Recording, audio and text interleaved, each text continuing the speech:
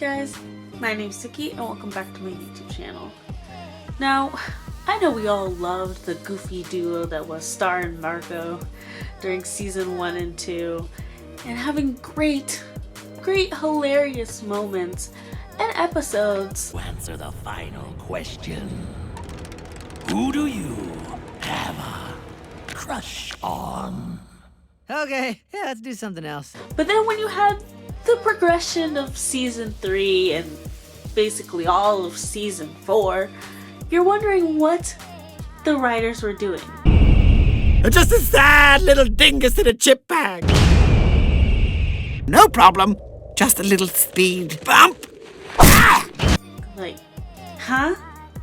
Why are you doing this? Why is that happening? Why can she do that? What are you doing? And especially gets you thinking when you go onto Reddit and you're asking the writer, hey, did you guys know you were not going to get any more seasons? And they're like, yeah, we knew we had 4 seasons from the start. What? Huh? You're telling me you knew you had 4 seasons? And you did that in the finale? That was only 22 minutes, by the way. It was a regular episode length, and that was our finale? Excuse me? 1, rude. 2, rude. So as a Disney fan, and as a Star vs. the Forces of Evil fan, here's my opinion on the finale of Star vs. the Forces of Evil. Number 1, the destruction of magic.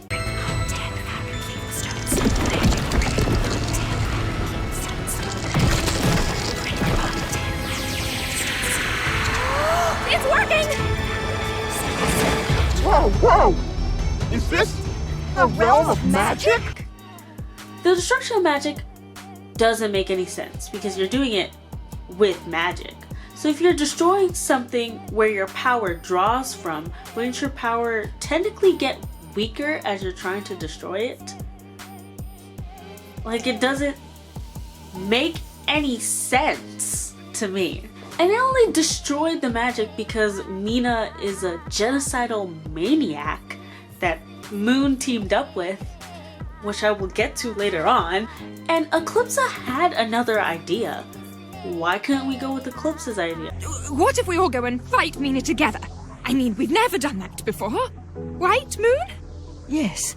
3 queens fighting for the good of Muni. No, Mom. No. Why did we have to destroy the magic?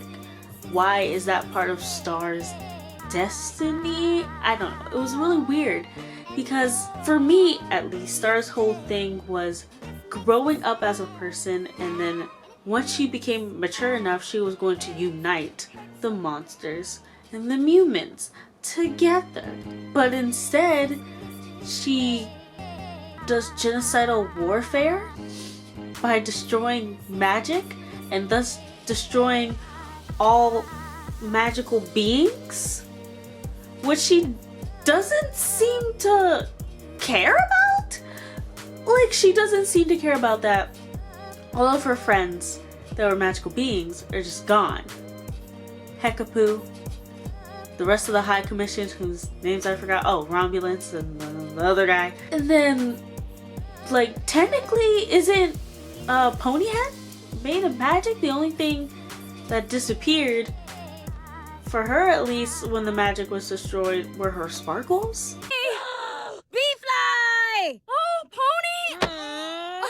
Where's Earth Turd? I had to destroy the magic. You had to do what? Yeah, here, look. Neural Blast! See? Nothing. No magic. Whoa. It was the only choice I had. I had to take the power away from those warriors. And then, when I did it, Marco got sent back. So did Kelly and her dog friend and a bird person or whatever get sent back home too? I mean, at least that's what Glossaric said. Okay, and that makes a lot of sense. How is she floating? How is she still alive? Is she not made of magic? Why didn't she go back to her dimension? She left her family. Star's decision to destroy the magic left so many consequences. Didn't care about any of her friends being destroyed. All she cared about was Marco. And being with Marco or seeing Marco, she literally let go of her mom's hand and fell back into the well to try to be with Marco on Earth. Like, you destroyed the magic.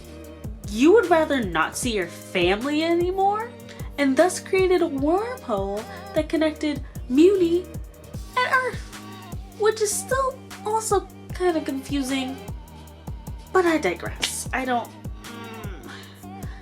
They had to connect them because angsty teen love, which I will also get to. It's just so interesting to me because, one, how can you destroy magic with magic? How you're destroying something where you draw your power from? Is it because since you're destroying it, you're using up the magic and thus there being no more magic? Or because of this gunky dark magic, maybe toffee is still in there, so that's what's destroying it. And that brings me to number 2, Marco in the realm of magic. Marco got freaking stabbed in the realm of magic by an evil magical horse, and we're just gonna let that go. We're not gonna talk about that. All we get from that is him zipping up his hoodie and hiding it. What? Is it because since they destroyed the magic, the wound's technically gone, but he still got stabbed in the stomach by a unicorn?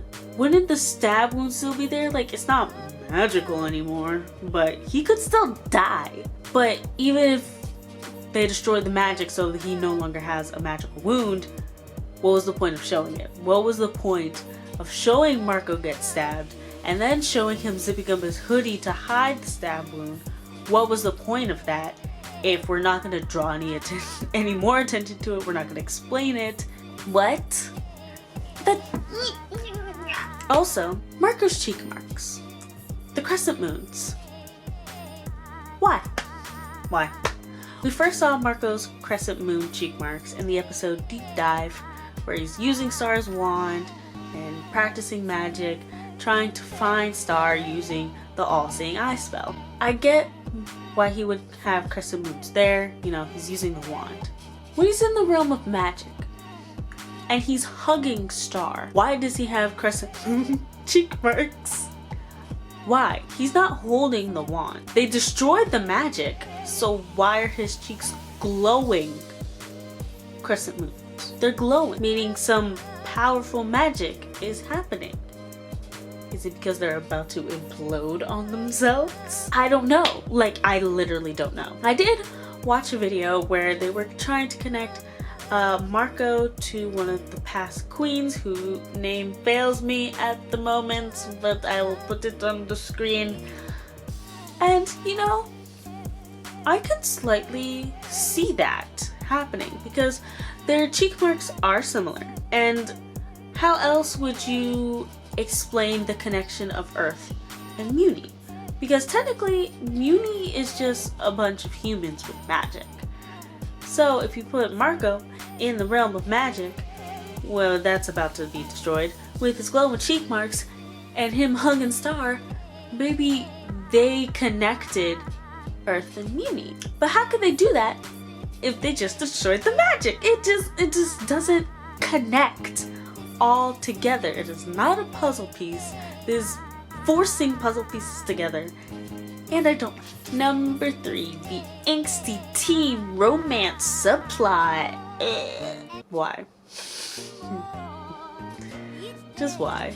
I feel like the writers were literally trying to throw in every little thing into the finale in a 22-minute episode, by the way. Not an hour. No, we're not gonna make our finale an hour and actually give you good pacing of story. We're gonna give you the regular 22 minutes and fit in all this garbage, including an angsty teen romance. Maybe I should begin with what was the point of Marco and Kelly getting together and then breaking up off screen? What was the point of all the episodes building up their connection? They connect and then break apart. I guess We all knew Starco's end came because male protagonists, female protagonists get together. You know, it's never male protagonist, female protagonist. They're friends and they have separate romantic relationships. Oh, think of the chaos that would happen. Literally always that way. You have your male protagonist, you have your female protagonist. They get together. They're never just friends. I hate it.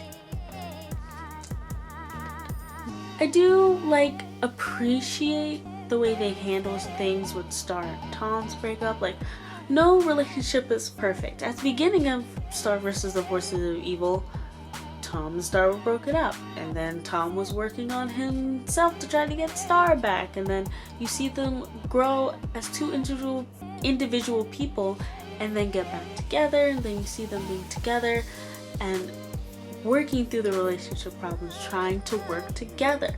But ultimately it can't work because Star has her own life to live and Tom wants to focus more on himself and what he wants to do, so they break up.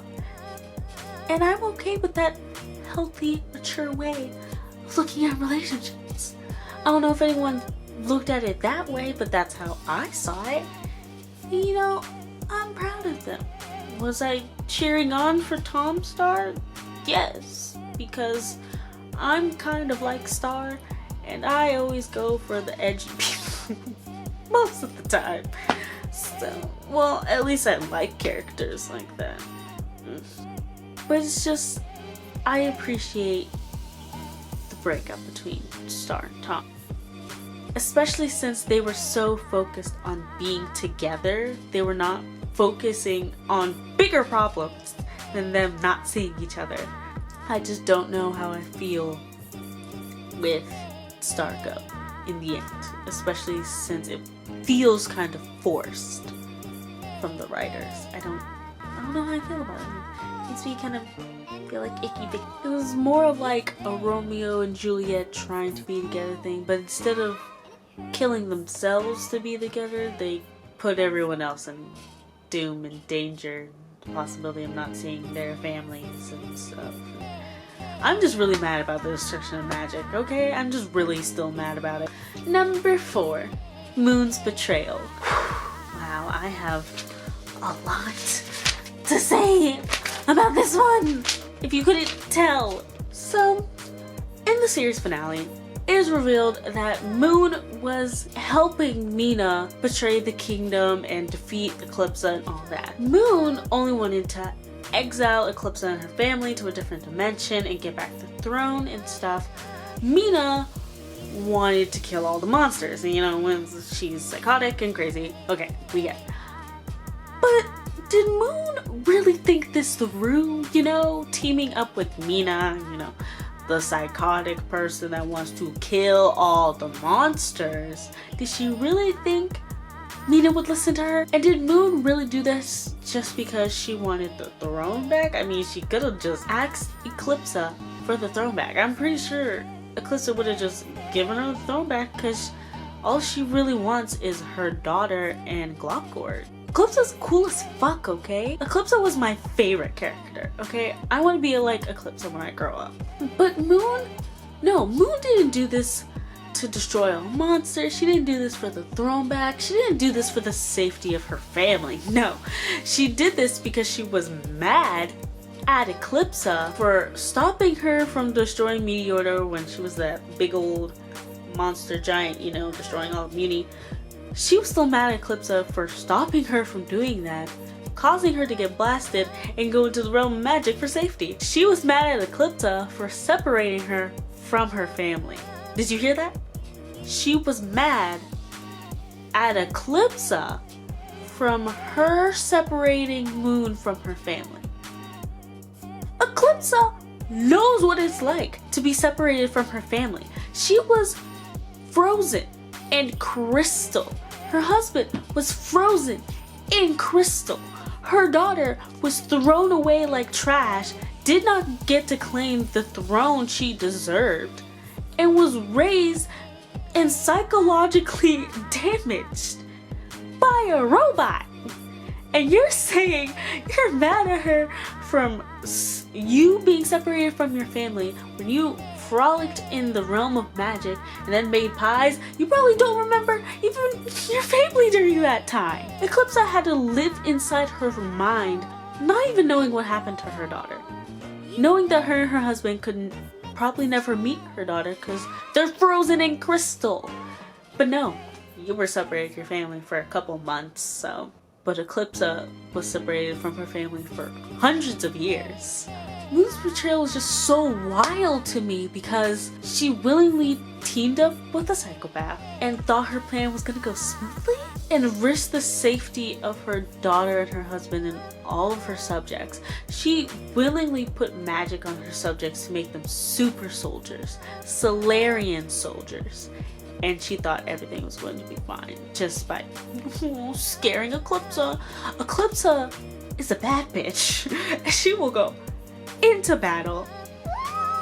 Moon was already one of my least favorite characters because, you know, in season 1 and 2 she was that snotty queen mom trying to like make her daughter prim proper. But then, you know, you get to look at her backstory and what she went through with her mother, and you understand why she's so protective of her family, why she's so protective of Muni and hates monsters. But then she does crap like this, and I have to hate her again. You're giving me a roller coaster here, Moon, okay? Stop it. I mean, when you really think about it, now all magical beings have ceased to exist because of Moon. Because if Moon didn't team up with Mina, they wouldn't have to destroy the magic. Even though Eclipsa had another idea that probably wouldn't have worked.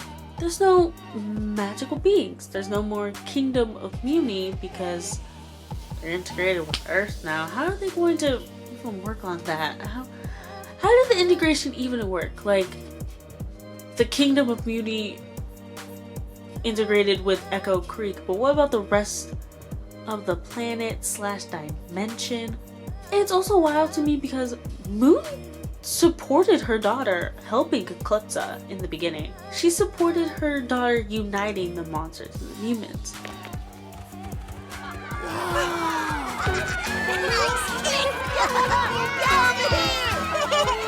They're playing cornball.